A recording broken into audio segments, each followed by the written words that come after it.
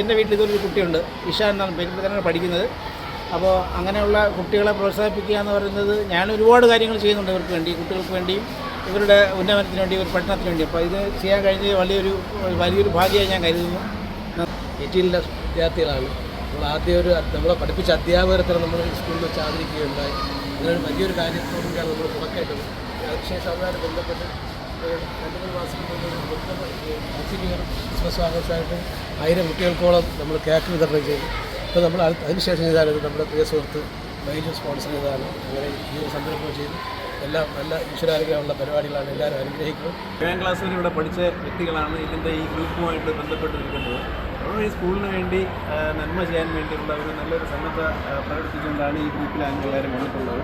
അതുപോലെ ഈ കുട്ടികൾക്ക് ഇപ്പോൾ ഈ കൊടുക്കുന്ന ഒരിത് വളരെ ഒരു സൗഹാർദ്ദപരമായതും അവരുടെ ഒരു ഇതിന് വേണ്ടി ഉള്ള ഒരു പുരോഗമനം. 7ാം ക്ലാസ്സിൽ പഠിക്കുന്ന നമ്മുടെ അനഘ എന്ന് പറയുന്ന മോൾക്ക് അവർക്കൊരു ചെറിയൊരു ലൈബ്രറി കൊടുക്കാനായിട്ടാണ് ഞങ്ങൾ ഇന്നിപ്പോൾ ഇവിടെ വന്നത്. വരും വർഷങ്ങളിൽ എല്ലാ കുട്ടികളുടെയും വീടുകളിൽ ഇങ്ങനെയുള്ള ലൈബ്രറികൾ ഒരുക്കുക എന്നൊരു വലിയ ലക്ഷ്യം.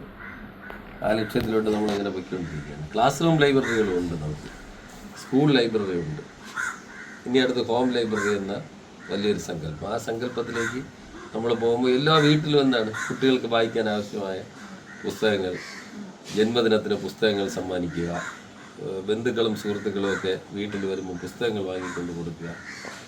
ചില കുട്ടികൾക്ക് അത് വായിക്കാൻ കഴിയാത്ത കുട്ടികളുണ്ട്. ആ കുട്ടികൾക്ക് അമ്മമാർ വളരെ രസകരമായി ആംഗ്യവും ഭാവവും ശബ്ദ വ്യതിയാനവും ഒക്കെ പരമാവധി പ്രയോജനപ്പെടുത്തിക്കൊണ്ട് വായിച്ച് കേൾപ്പിച്ച് കൊടുക്കുമ്പോഴാണ് കഥാപാത്രങ്ങളായി കുട്ടികൾ എന്ത് ചെയ്യുന്നത് മാറുന്നത്. കഥാപാത്രങ്ങളോടൊപ്പം കുട്ടികൾ സഞ്ചരിക്കുന്ന ഒരു പുതിയ കാഴ്ച, അതിന് അവസരമൊരുക്കിയ ക്ലാസ്മേറ്റ്സ് ആൻഡ് എയ്റ്റീസ്, അതിൻ്റെ എല്ലാ പ്രവർത്തകരോടുമുള്ള നന്ദിയും കടപ്പാട് സ്കൂൾ മാനേജ്മെൻറ്റ് കമ്മിറ്റിയുടെ പേരിൽ, വിദ്യാലയത്തിൻ്റെ പേരിൽ, നമ്മുടെ വിദ്യാലയത്തിലെ എല്ലാ രക്ഷിതാക്കളുടെയും പേരിൽ അറിയിക്കുക.